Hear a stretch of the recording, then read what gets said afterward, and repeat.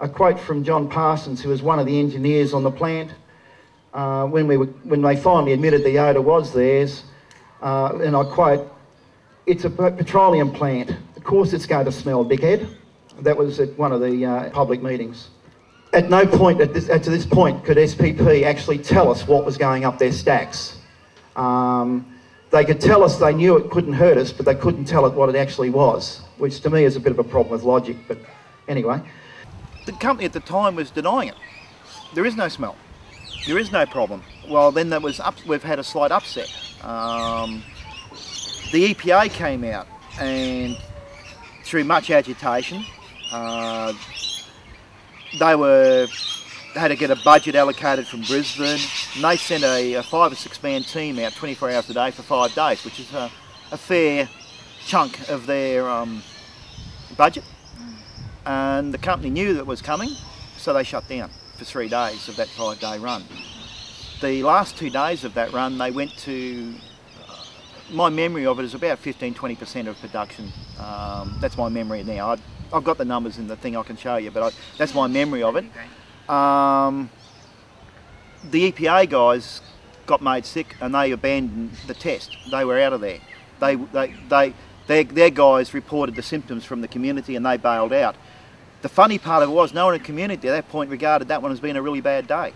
Because by that time we'd been hardened up and we were just saying, oh, it smells a bit, but it's okay. There's over 180 compounds proven to come out of their stack of various levels, many of which were carcinogenic. And we got to the point, well, shit, we know what it is and it can hurt you.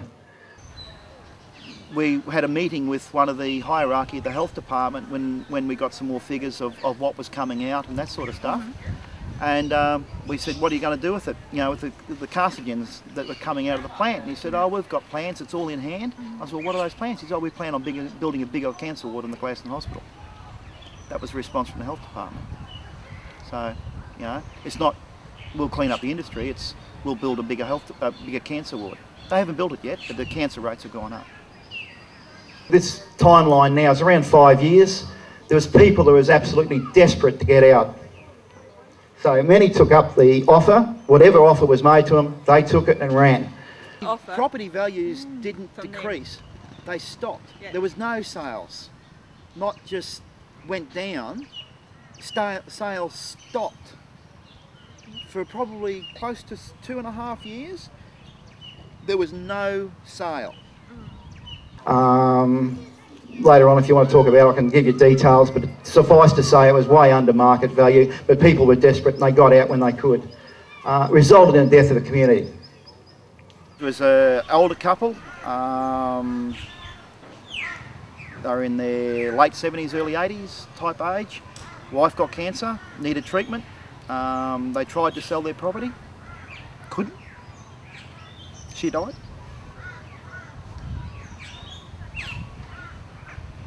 What do you do? Next door neighbour to us, she got cancer. State government met with her in hospital, and she signed the sale of the property on her deathbed.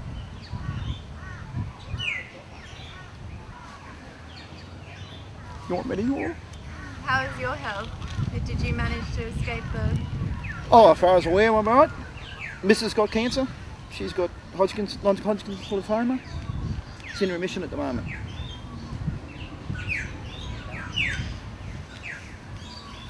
I can't prove to you categorically that it's related to shale oil. People get cancer, and you got to face reality. That's how it is. But Christ, the amount of people that were sick, and now they're scattered to the four winds because they're not there. They're all over the place, so no one will ever know. You'll never know because there's some in Bundaberg, there's some going to Albury, there's some moved to Tasmania, there's some going to Magnetic Island. The community is scattered. Unless someone goes through and follows it up, which will be a god-awful amount of work, you'll never know. The other thing that was said to us from hierarchy of health department, our community is too small to have any statistical meaning. So anything that happens has no meaning. That was good. So to sum up, my feelings are with you. You have two options at this point for your people up here. Either don't let it happen or get out now. That's it. Okay, thank you. I'm not a wild greenie, but bloody hell, common sense tells you you can only put so much shit in the air and breathe it in before some effects having. And when it's so demonstrated, the ill effects that that process has, saying we've tinkered around the edges and we're cleaning it up, it hasn't improved it. You know, it's still the same process. They're digging the same sort of shale out.